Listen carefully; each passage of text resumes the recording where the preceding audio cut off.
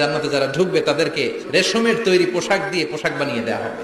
সবুজ মিহি সিল্কের রেশমি কাপড় দিয়ে ড্রেস আপ করা হবে, যেটার মধ্যে স্বর্ণ দিয়ে এমব্রয়ডারি করা ডিজাইন থাকবে। জান্নাতে নারীদের জন্য গহনার কোনো অভাব নাই। জান্নাতের ভেতরে বিশাল এক শপিং মল থাকবে।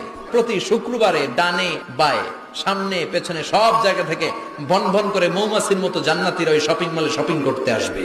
ইচ্ছে মতো দেদারসের পোশাক কিনবে, ইচ্ছে মতো শপিং করবে, টাকা দেয়া লাগবে না, ক্রেডিট কার্ড লাগবে না।